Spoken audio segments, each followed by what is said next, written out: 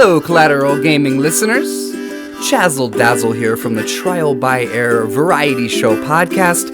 I just wanted to take a few seconds to invite you guys over to what we do. No, it's not video games, but we do invite really awesome and unique bands from all over the world. We dig deep into their souls and find really cool stories to tell you, and there's tons of music every week, so subscribe to us wherever you subscribe to your podcast. We look forward to having you. Tonight on the bonus round, it's Mortal Kombat time as Bo and I discuss the first 4 games in the Mortal Kombat franchise, otherwise known as the arcade games. So don't go anywhere, the show starts right now.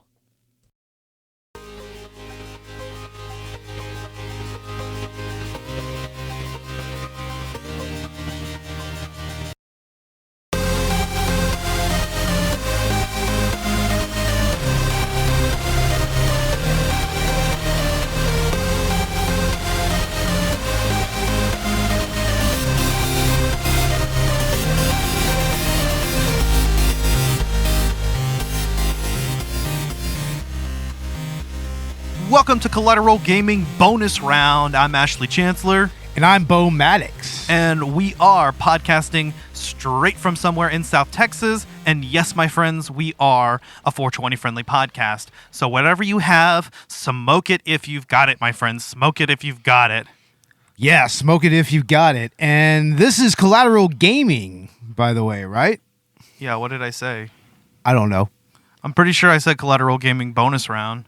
Yeah, well, maybe I just wanted to check your words real quick and just kind of, make sure that everything's good here, You made me doubt myself for a second there. I was like... I'm kind of a master at that sort of thing, so, Well, we've got with us today Bo Maddox of Collateral Cinema. Recently, Collateral Gaming and Collateral Cinema did do a collab episode on the Mortal Kombat 2021 movie. Yeah, and that ended up being a lot better than previously thought, than everybody thought it would be, I should say. Yeah, I thought it was a blast, and you can hear more about that in our joint episode. In fact, we've got that episode on both of our podcasts, so you can watch that or listen to that wherever you get your podcasts. But we're going to talk a little bit deeper into the Mortal Kombat franchise with this episode. Still riding on that wave and kind of celebrating this event altogether. This is something I've always wanted to do, across Collateral Gaming and Collateral Cinema, is go both ways. Yeah, and this is a great franchise to do that with because, there's so many memorable games throughout the Mortal Kombat franchise. We're mainly focusing on the first 4 games here. And, these were revolutionary games, especially the first one. I'll never forget when I first saw Mortal Kombat. I don't even think it was at an arcade. I think it was actually at an HEB. Yeah, that's something, even my dad remembers playing as well. And when I was growing up, I was always aware of the Mortal Kombat franchise. But I think this was more into the console era that I can remember. But starting with the original game, and today we're going to talk about specifically the first 4 games, the arcade games. But specifically with that first game, it was just so controversial when it launched. And in fact, the ESRB video game rating system exists today because of Mortal Kombat. Well, that and Night Trap, arguably. Night Trap was the other big brouhaha when it came to violent gaming back in the day. But Mortal Kombat's violence was in such a way that even my mom, whenever I would go to like CC's Pizza or whatever and go into their game room, of course they had Mortal Kombat there. They had all those badass games. And she would specifically say, now, don't go and play Mortal Kombat. And I think I referred to this on the previous episode, but I totally played Mortal Kombat. You totally played it. I totally fucking played it. The first time that I ever really saw Mortal Kombat, somebody did Sub-Zero's head rip fatality, and that just tripped me out when I saw it, man. Yes! I was just like, what the fuck? that That fatality got censored in later games, in Mortal Kombat 2 and then the Mortal Kombat 3 And variants. I have no idea why. Yeah, I don't know. That one's maybe not even the most brutal out of all the fatalities, but that was the thing about Mortal Kombat was it was a game where just the most gruesome, over the top, blood spilling everywhere, violent punches and kicks and slicing people open and electrocuting people to death. Yeah, and every single fucking punch is just a geyser of blood. Yeah. And Mortal Kombat pretty much created its own little genre of fighting games. I mean, there were just Mortal Kombat clones out the ass, which eventually I think we're going to have to talk about someday. I mean, I think we will, yeah. Because there were just so many games that tried to do the brutal, violent, mature fighting game thing, and some to varying degrees of success. I mean, if you're familiar with, Angry Video Game Nerd, he did a episode on that, and somewhere floating around YouTube, there's an hour and a half long video that is nothing but fatalities from various fighting games. Like, yeah. Even those really over the top, like Guilty Gear style anime fighting games. Right. Like, they have some rowdy finishers, but a lot of the finishing moves in those games were, I mean, they were violent. They were kind of tasteless. Like especially if you get into something like Kasumi Ninja. Well, and we've seen it now. Graphic content is much more accepted within gaming culture. Back when Mortal Kombat came out, this was unprecedented. We didn't see video games really of this caliber. And I mean, there was no reason why not. There were movies that were that graphic. And, it took an actual legal case on whether video games were too violent or not, which is funny because if you go look at Mortal Kombat, it's just so over the top. It's not even really gruesome anymore. It's more just cartoony and outlandish and a little bit goofy. Well, especially going all the way back to this first game. I mean, Johnny Cage straight up uppercuts a dude's head off. Yeah. in he just uppercuts the dude's head off. Kano is ripping a goddamn heart out of someone's chest. There's the aforementioned head rip fatality and a bunch of other absurd shit. And that kind of goes back to the actual origin of Mortal Kombat itself. It was supposed to originally be a Bloodsport adaptation. Okay. I could see that. And, that's what Johnny Cage is supposed to be. I mean, I think they were actually going to get Jean-Claude Van Damme to digitize his likeness and everything. But yeah, I have heard that before, that, originally this was going to be a Jean-Claude Van Damme project. And you can see that with Johnny Cage's design. He's very clearly inspired by him. But I guess, Van Damme, the plans for that fell through, so... Yeah, but I think that we're the better for it because it created some iconic characters in gaming that, yes. Everybody's familiar with the original lineup. Right. I mean, Raiden, Liu Kang, Johnny Cage, Sonya Blade, Kano, Johnny Cage, Raiden. Yeah. I mean, and also Reptile. I mean, that you was already said Raiden. Yeah, okay, whatever. But, I mean, then they had Reptile, which was really one of the first real Easter egg unlockable characters that you could play. Yeah. And you had to, run through a ton of hoops to get him, very specific types of challenges. Well, but that's another thing that Mortal Kombat did was secrets. Just really deep kept secrets. Even the basic gameplay. I mean, there's no manual, there's no move list in the original. There's nothing showing you how to do the fatalities. And then there's just these secret characters like Reptile that are, well, in Mortal Kombat, the first one, I mean, I think he is the only secret character. Yeah, he is. And it's an absurd number of tasks that you have to perform to get to him. I don't know how anyone came across it in the first place. A lot of what early Mortal Kombat culture was like was real word of mouth. I mean, this was pre-internet.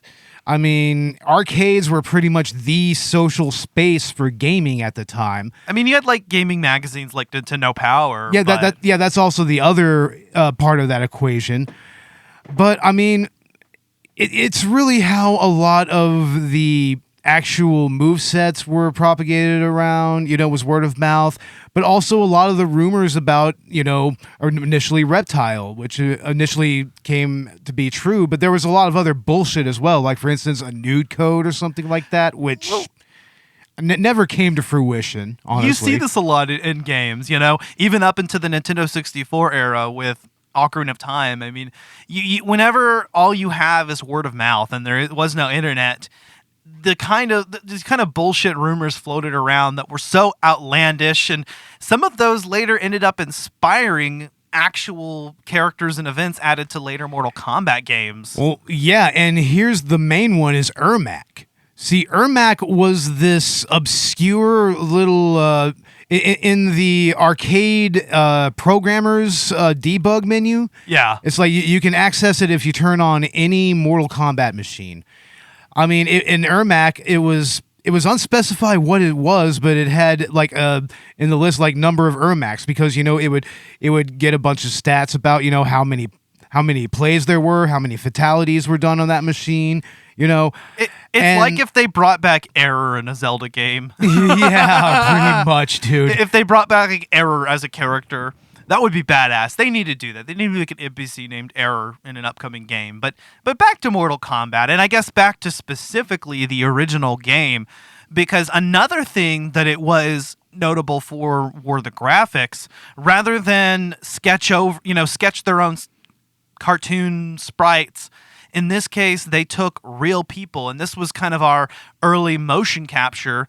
And they just drew pixels over the actors. And so you had real actors and real movements.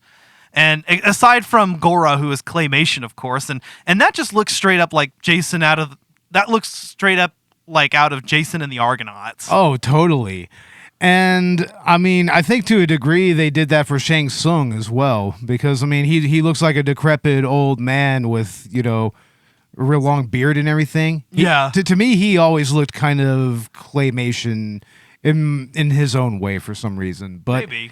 But yeah, the actual digitization that they used, I mean, it was really interesting how they did that. They literally got, actors with some martial arts talent to go in front of a blue screen and everything, and they just mapped out every single movement, every single animation that they were going to use. They completely mapped it out. Yeah, like frame by frame. Yeah, literally frame by frame. It was pretty impressive for its time, and it was used in a lot of other games, like Primal Rage did that, albeit with more claymation. Also, I mean, Kasumi Ninja did that. One of the Batman games did that. I think Batman Forever. That wouldn't surprise me.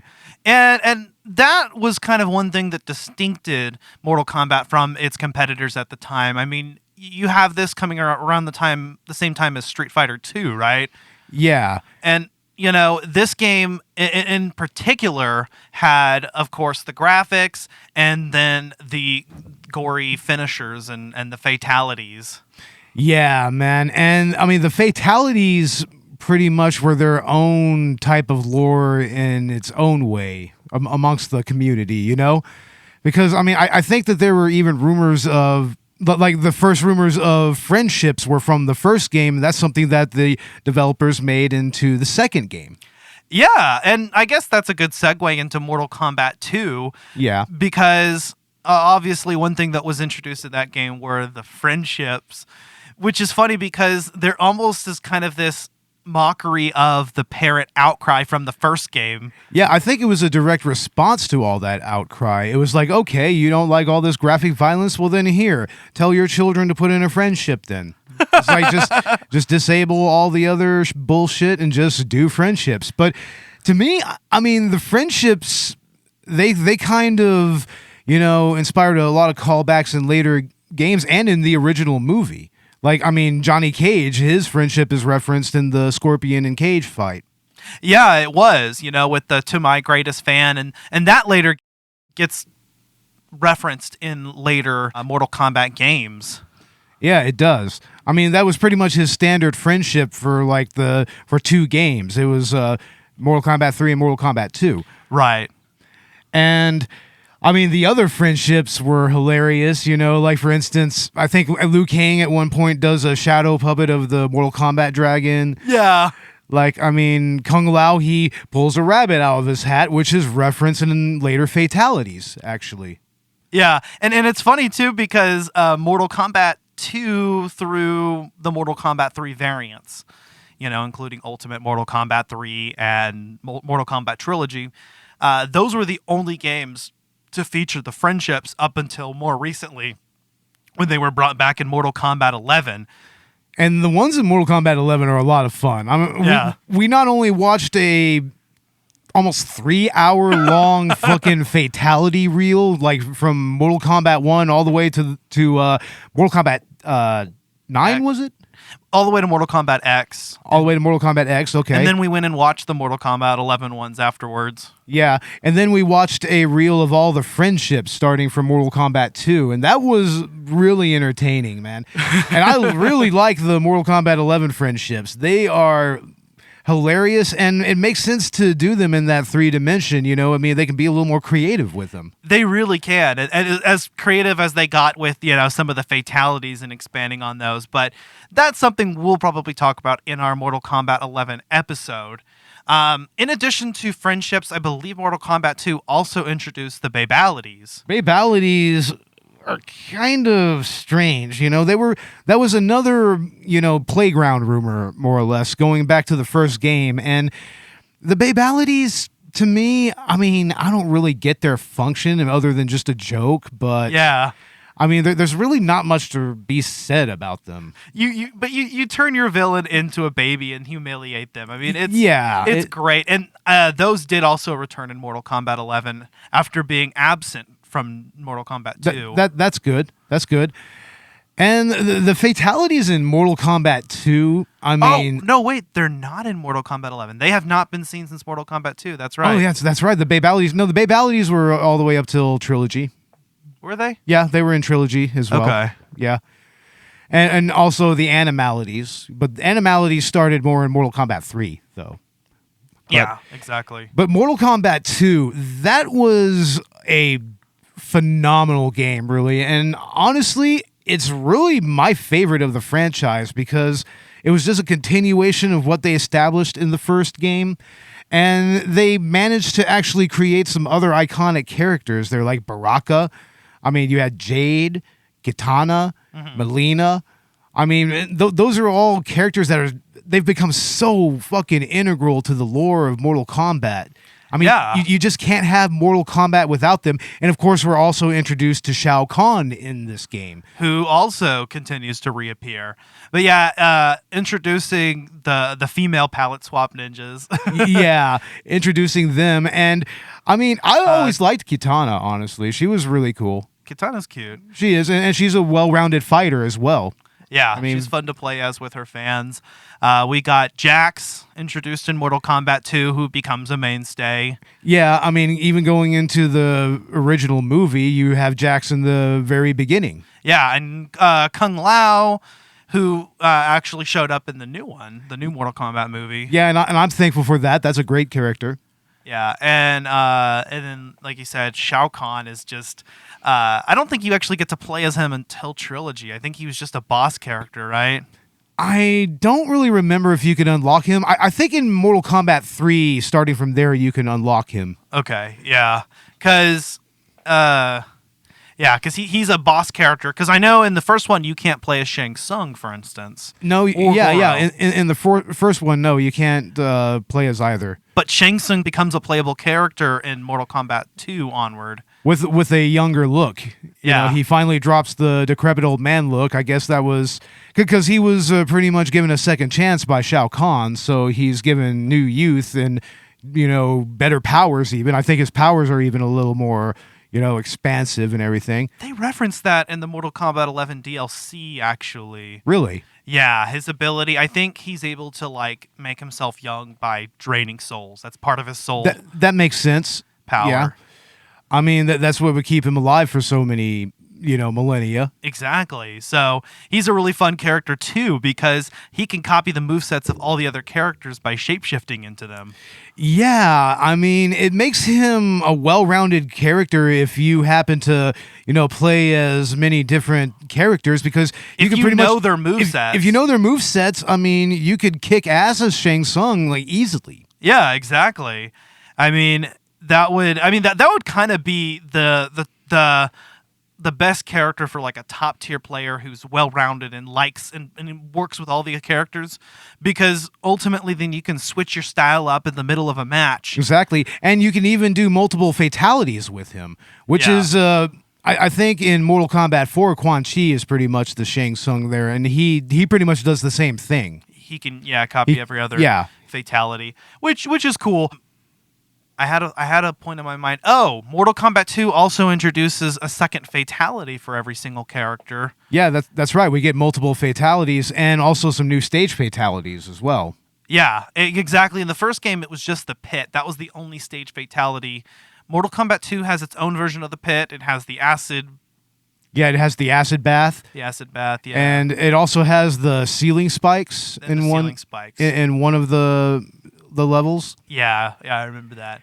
Yeah, the actual settings of each fight is really cool, I think. Like, there's that iconic one where you have Shao Kahn in the middle, and then you have, like, Kano tied up, and then Sonya Blade tied up. Who did not return for Mortal Kombat 2. Those are the two characters who didn't return from the first game, because they were apparently the least played characters among the community. But so they ended up including those two characters into the backdrop of one of the stages. Yeah, and I think there's some machines where Kitana and Melina might be tied up in some machines. I think it just kind of depends.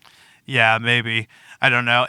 There's a lot of shit going on in the background, and they're just intricately designed. I mean, even going back to the first game with the crowd and Shang Tsung in the background and in the tournament stage. Yeah, the crowd of monks that applaud you whenever you finish a match. It's yeah. And in Mortal Kombat 2, you have even that one stage with the background where there's two fighters, and there's like a little bit of lore with those two characters. Yeah, both of them, I think, ended up making their way as playable characters later, if I'm not mistaken. Yeah. I mean, especially Blaze, I believe, right? Yeah, fans used to call him Torch, but he was Blaze over like Mortal Kombat Armageddon or Deception, one of those. Yeah, and in Mortal Kombat 9, I believe that they pretty much faithfully recreate that stage and have like background fighters, and there is a little more animated, and they have like a full-on martial arts match going on in the background. Yeah. So, I mean, that's a good little Easter egg for Mortal Kombat 9 fans, which we're not going to talk about here, but...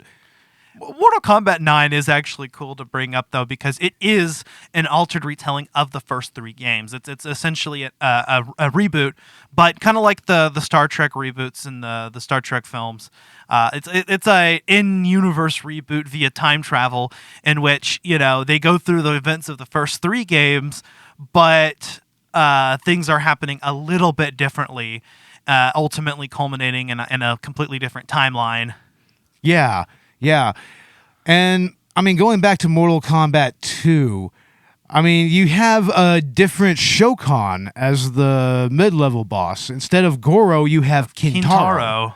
Yeah. And it's kind of interesting where he falls into, the Mortal Kombat canon, because he looks so different from all the other Shokan. I mean, you have Shiva, you have Goro, and he's got tiger stripes and whatnot. Like, I'm not sure if that's like a subgroup of the Shokan, but... It's a Frosted Flakes thing. It's a Frosted... Yeah, they're great! So he's the Tony the Tiger of the Mortal Kombat verse? Yeah. Oh, wow. But, Mortal Kombat 2 also was actually, unlike the first game, was uncensored on all the platforms it came on. Yeah, Nintendo infamously censored the hell out of Mortal Kombat, and it was severely nerfed. The fatalities were all the blood was replaced with sweat, and then the fatalities were all toned down. And to be fair, the Genesis version shipped without all the blood and gore, but it actually could enter a cheat code. Yeah, it had a code where you can activate the blood and gore and the fatalities and everything. So, I mean, that's what always made, the Genesis Mortal Kombat releases, I mean, even all the way up to Mortal Kombat 3, it made them like the better, it made them better just initially, At least with the first game, it was better. Well, yeah, because by the sequel, I believe all consoles were all uncensored. Yeah. In fact, Nintendo, who had at that time, set itself as a family-friendly company, was starting to realize that they had to appeal to different markets because of their competitors, which is good because Nintendo to this day is still seen as the family-friendly company. But there still is, third-party titles developed for Nintendo consoles like Mortal Kombat. I was just playing Mortal Kombat 11 on the Switch. Yeah. Anyway, that was just a little side note.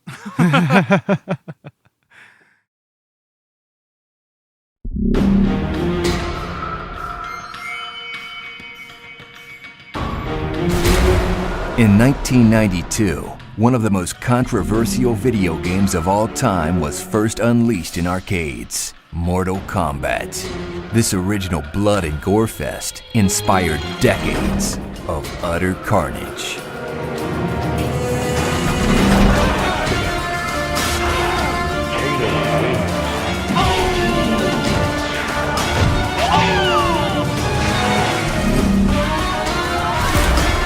After the immense success of the first arcade game, 2 more sequels were created that helped unravel the complete story of the deadly Mortal Kombat tournament.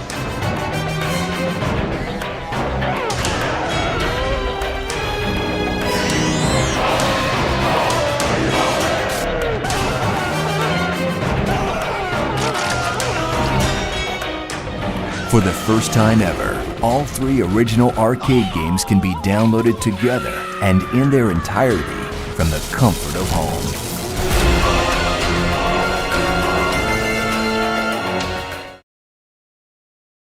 But yeah, I mean, Mortal Kombat 2, I mean, I remember when I first saw that game. It was also not in an arcade. I mean, it was at the BX Exchange on Lackland Air Force Base. That's where I was born. That's where my dad was stationed all the way up till his retirement. Uh-huh. And I mean, when I saw that, I was like, oh, snap. And then I saw that first little demo reel. It showed all the new fighters and everything and all the new backgrounds. It's like, oh, man, that looks better. Yeah, it was an upgrade on almost every way over the original game. Even the graphics look a little bit better, I think. And then even more improved by Mortal Kombat 3. Yeah, and also they had the story a little more fleshed out for each individual character. And yeah, there isn't much of story within the arcade games, but there is all of that lore and the character intro screens and kind of their endings, individual endings. Yeah. Really show the backstory, which if you're following, you'll realize Liu Kang is the canonical winner of at least the first 2 tournaments, right? At least, I mean, up till what the Outworld pulls in the third game. Yeah. So, but every character has endings that kind of go into their backstory. So while the endings aren't canon, what the endings reveal about each character are. And so, you get this backstory between Scorpion and Sub-Zero, which is heavily focused on in the new movie. Yeah. And that storyline, it's starting to get a little, it starts to become more divergent in the third game, because you have a different Sub-Zero there. Yeah, well, actually, I think from the second game on, it's the younger brother, because Scorpion kills Sub-Zero in the first game. The elder Sub-Zero, Bi-Han, later becomes Noob Saibot. Yeah. And he does show up in Mortal Kombat 3, right?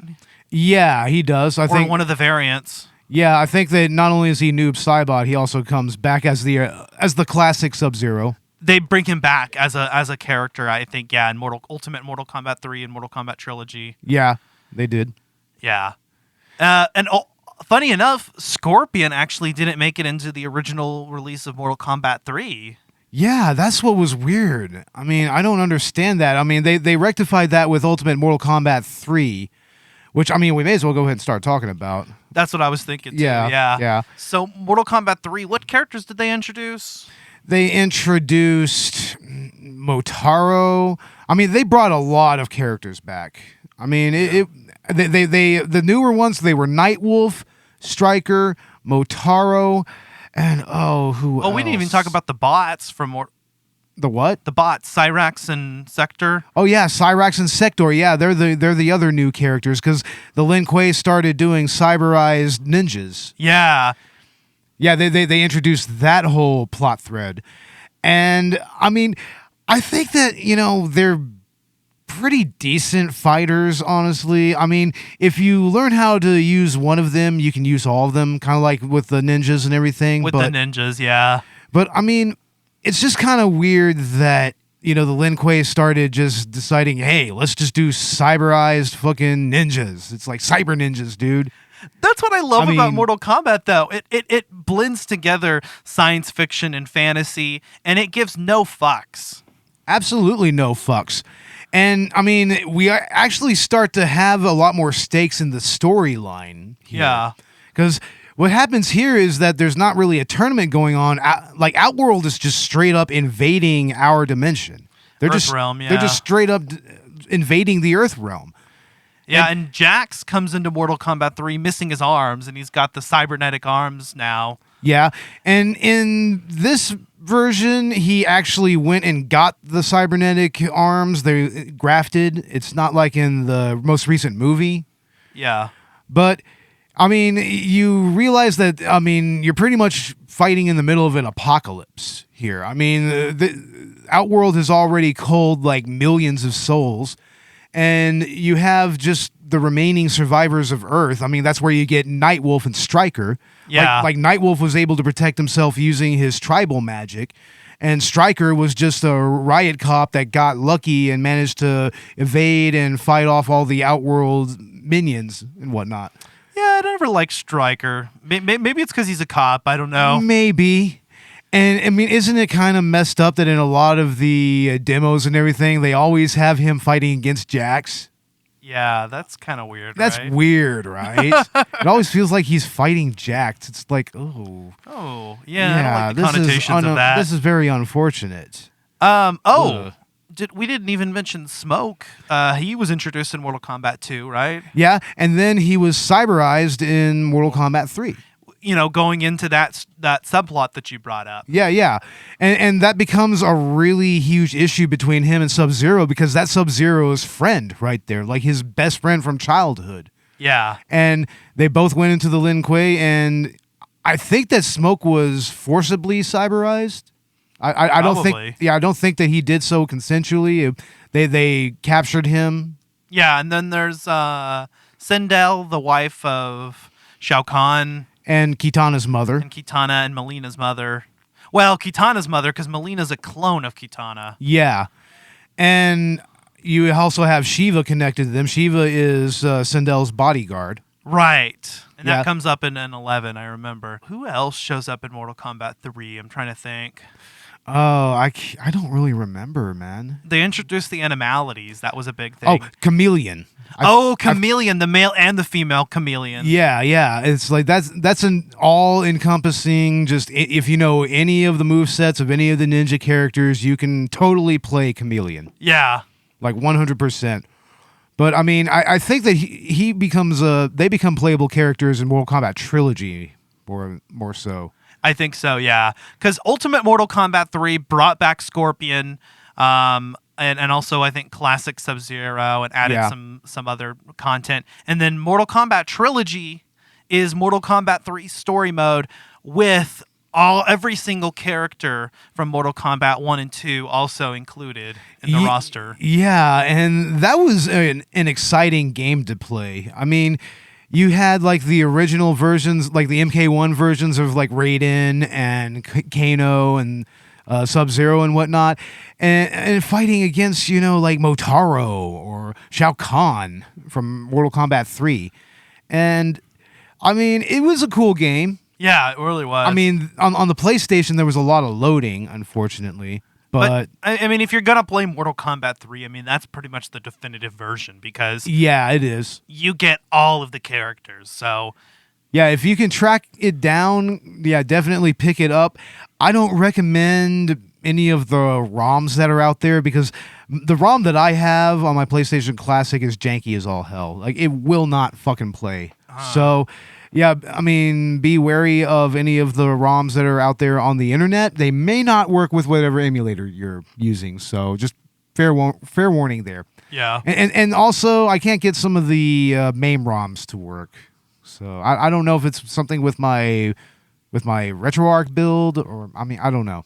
Yeah, it's actually funny because there isn't really a real good way to play any of the original games right now other than emulation. There hasn't been a recent port in God knows how long. I mean, I got the Mortal Kombat Arcade Collection, which was released around the same time as Mortal Kombat 9, or the reboot. Yeah. And that I got that on the Xbox 360. I hooked my Xbox 360 up and I quickly downloaded it from the online store. But that's the last time that this game was ported, or these 3 games were ever ported, and it includes I think the Ultimate Mortal Kombat 3. Yeah, Ultimate Mortal Kombat 3. Man, I mean, I have lots of memories playing that on Genesis over at my buddy Joey. If you're listening, Joey, I mean, I know you remember this shit, man.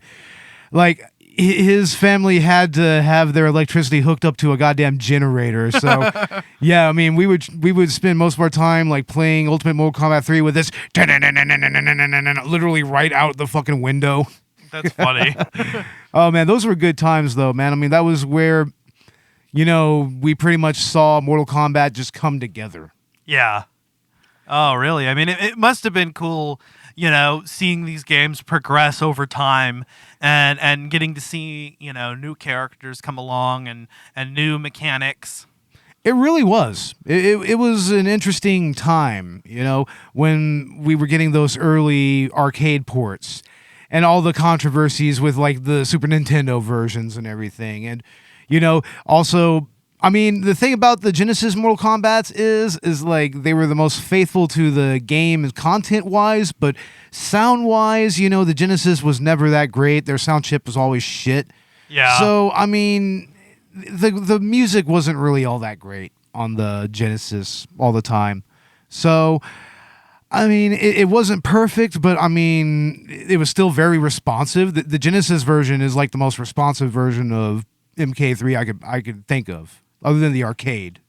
Yeah, I mean, and that was really the standard. Was how well does the game actually emulate the arcade experience, and is it responsive to that degree? Yeah. Yeah. And that was sometimes hard to capture with the technology and consoles that we had at the time. But that was kind of remedied when Mortal Kombat 4 came out. Yeah, and that's the next one we wanted to talk about, because it was really, although it's not as well associated with the trilogy, it still is the last Mortal Kombat arcade game that came out, and then after that, I mean, they pretty much just started coming out on consoles. Yeah, I mean, it's weird to live in a world where there isn't any more Mortal Kombat arcade games out there. It would have been nice to even see Trilogy get an arcade release. I don't think I think that was console exclusive mostly. I mean, they really ought to. They really ought to start getting some. I mean, I feel like it would just be. I mean, once everything opens back up again, I really feel like they're missing out. NetherRealm Studios, who is the successor to Midway Games, who produced the original games. Yeah, maybe release new arcade ports like in HD. Yeah, they could really capitalize on that. There is not enough of the classic Mortal Kombat games. I had an issue with trying to play the original games. Like I said, I had to go and use my last generation console. Yeah. To play them. Either that, and then Mortal Kombat 4, there was no alternative. The only way we were able to play it was emulating it on your PlayStation Classic. Yeah, and I remember actually buying Mortal Kombat 4 when it came out on the PlayStation, and I initially played. That's the version that I initially played at first. So. Yeah, I imagine so. We got to play a little bit of that. I mean, that's where the story. The game actually came into 3 dimensions. So this is around the PlayStation 1, Nintendo 64 era, of which the game also was released on.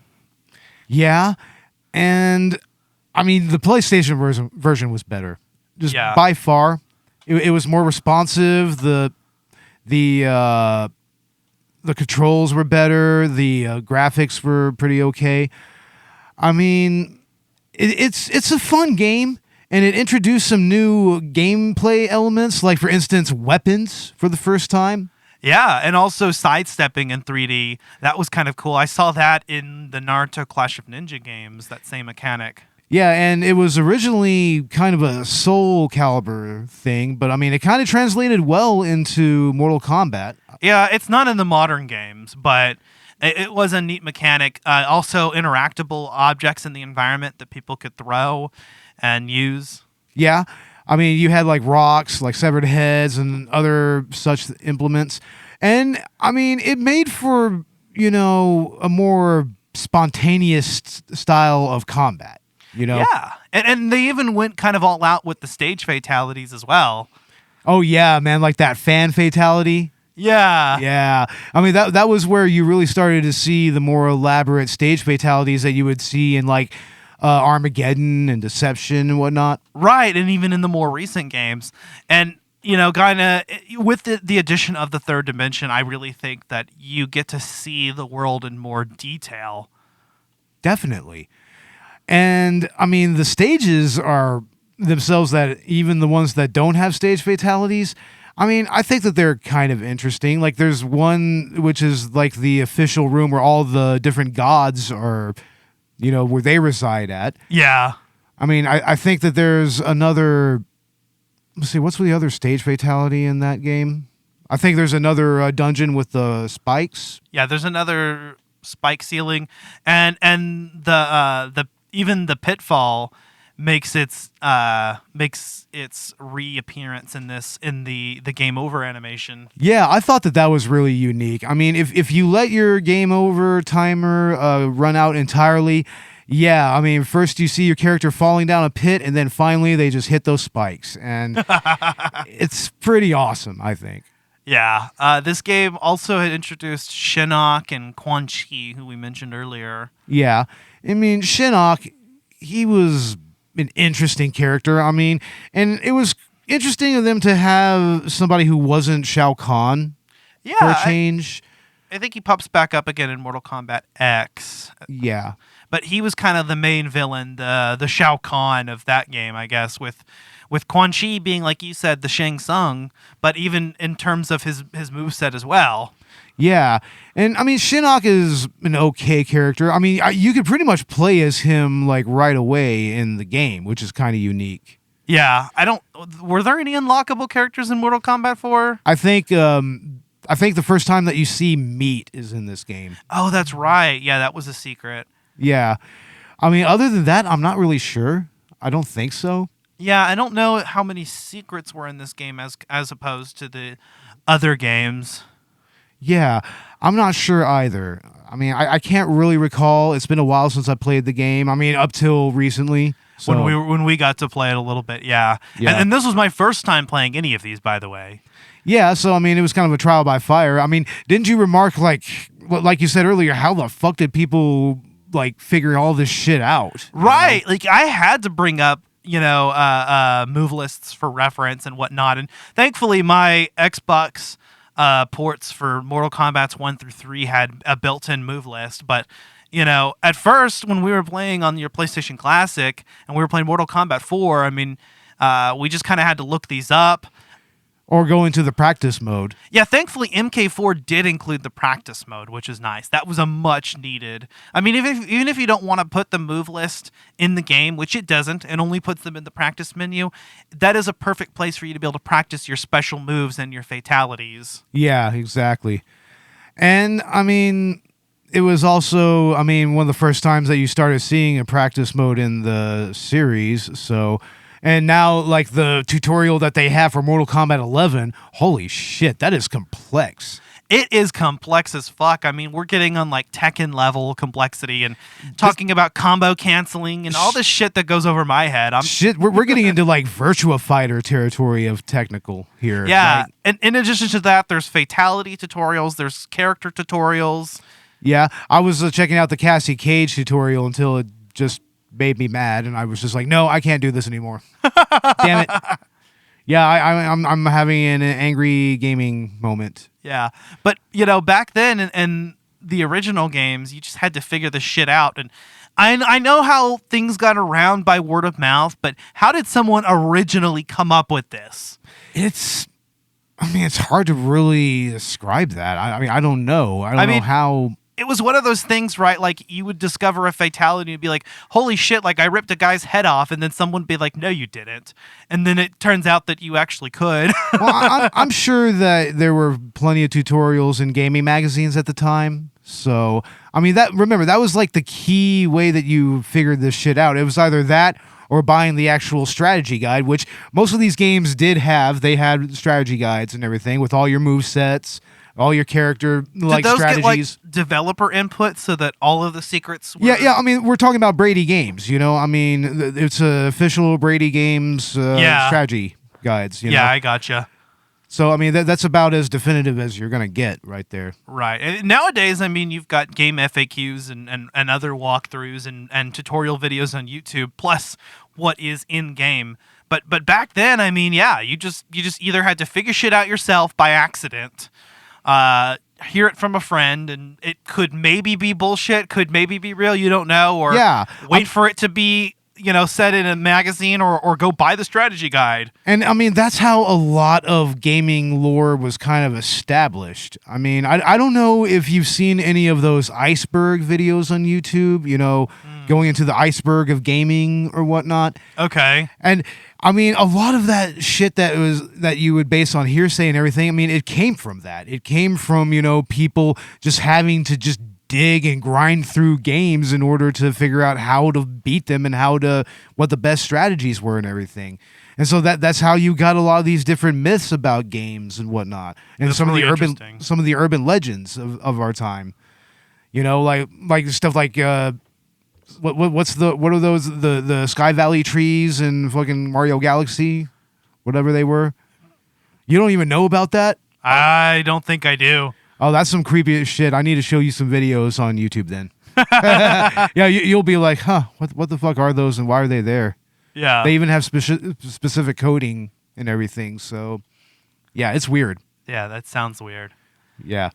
But I guess we'll kind of wrap things up from here. Do we have anything more to say about Mortal Kombat's 1 through 4?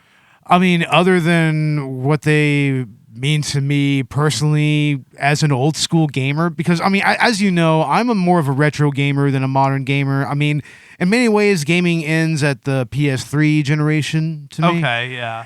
And these are just throwbacks to an era of gaming that's just, we're never going to get back, man. It was the last time that gaming had any real innocence, even with all the violence and gore. There was an innocence to it. I know what you mean. Yeah. Yeah, it was still a growing industry. Yeah, exactly. And the culture was growing. And Mortal Kombat so greatly contributed to gaming culture that, it's up there with, like Zelda, with the Final Fantasies, with, the Mario games and whatnot. It's something that really helped to shape, like, gaming as we know it. And you'll notice that what these things all have in common is that they're long-standing series that still exist today. Yeah, exactly. And and also their original incarnations are just so iconic. Everybody, like I said earlier, everybody knows an original set of fighters. Everybody knows Sonya Blade. Everybody knows Scorpion. Everybody knows Get Over Here. Yes. Everybody knows the head rip. This is just part of gaming culture, and it's an important historical artifact. That's why I see them as. Yeah, it's another one of those icons that are even recognizable to casual gamers or even non-gamers. Yeah, if they start allowing games in the Library of Congress, I'd be surprised if Mortal Kombat isn't in there. It needs to be preserved. It does. You're right. Games do need to be preserved by the Library of Congress. I agree. We need to start that, and at least the original Mortal Kombat, if nothing else. Yeah, at least the very first Mortal Kombat, just for its historical significance to gaming. Like you said earlier, the ESRB is a thing because of that, and Night Trap, pretty much. And cultural significance as well. We got to see video games we got to see graphic video games like Ninja Gaiden. Mm-hmm. Exactly. And as a result. as a result, and also just the violence in video games in general, just the controversy around it and how it evolved in gaming. Like, I mean, you had like Doom, you had Hexen, you had all the Mortal Kombat clones, which were just really, really gory, just send-ups and everything. And eventually you led to stuff like Resident Evil, and which also elevated graphic violence and gore to a new level. Yeah, for sure. I don't know if Mortal Kombat was the first graphic video game that ever came out, but I don't think so. It was probably the first that was real popular and mainstream. Yeah, it really mainstreamed that level of violence. And I mean, the way that you see it nowadays, I mean, games are such a mature medium. And it's good because with that maturity, you can explore different dimensions of life. Exactly. But I guess that's really all we have to say about it. If you have never played the original Mortal Kombat games, I mean, I don't know of a real good way to play other than through emulation, or maybe if you want to fire up your Xbox 360 or PS3. Yeah. Yeah, they're a lot of fun, and if you can't get access to the original games, play the games that were inspired by them. I highly recommend anything. I mean, who listening to this podcast hasn't played a Mortal Kombat game ever, I guess is the real question. Yeah, exactly. I mean, it's just that ubiquitous. So yeah, it's just part of gaming culture. And it's really awesome to talk about it. I'd love to go deeper into the series and talk about some of the later games, maybe in a future season. But we're also going to be talking about Mortal Kombat 11. We're going to do a full episode on that, another collab between Collateral Gaming and Cinema, and that'll conclude our Mortal Kombat event surrounding this new movie. Our coverage, you should say. Our coverage, yeah. Just for the hell of it, I really want to do this with any new franchise that's coming out, video game to movie adaptation or the like, in some other way that our worlds collide. Yeah, definitely. Cinema and gaming. But look forward to that. We're also going to be talking about Dead Space next month. That's going to be our next official numbered episode. What can we expect from Collateral Cinema, Bo? Well, we are going to be talking about The Toxic Avenger on our next episode. We're going to be recording that this weekend, when we're going to have Michael Cornwell joining us for that, and hopefully Robert will be there, because Robert is kind of an expert on trauma and everything, so it's kind of essential that he be here. Hell yeah. I can't wait to talk about Toxie. Yeah. And get back into trauma. And if you didn't listen to our review of Mortal Kombat, we did release a spoiler-free At the Movies episode. You can go check that out. Like I said before, Collateral Cinema and Collateral Gaming. That's kind of what we're referencing here and what we're writing off of. Yeah. And here's one last question for you, Bo. Okay. Yeah. Out of Mortal Kombat's 1 through 4, what's your favorite? 2, all the way. 2? Okay. Yeah, that's just the most nostalgic one for me for some reason. Mortal Kombat 3 would actually be my second one. Okay. I would probably say Mortal Kombat 3. Just in total terms of content, it really seems to have the most. And Mortal Kombat 4 is great for bringing the series into 3D, but, because they kind of had to start over from the beginning, it doesn't have as expansive of a roster. In particular, I want to say not Mortal Kombat 3, but the Mortal Kombat trilogy. Yeah. Is really the definitive arcade experience. Definitely. Yeah. And, I mean, as far as Collateral Cinema's socials, I mean, you can find us on Facebook, Instagram, and Twitter. Same with Collateral Gaming, right? Yep. You can find us wherever you get your podcasts. If you're listening on Apple Podcasts, please leave us a 5-star review. And as well, you can leave us feedback on your platform of choice. Hit us up in the DMs.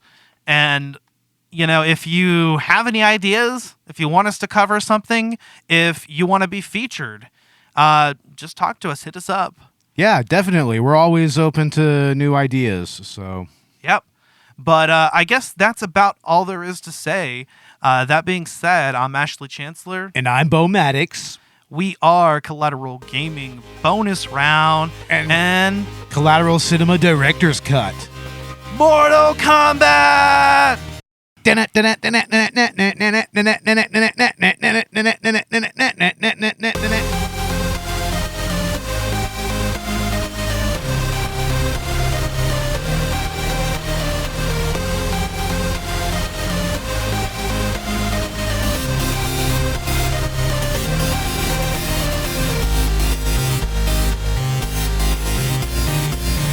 Collateral Gaming is a Collateral Media podcast. All music and game clips are owned by their respective creators and are used for educational purposes only. Please don't sue us. We're poor.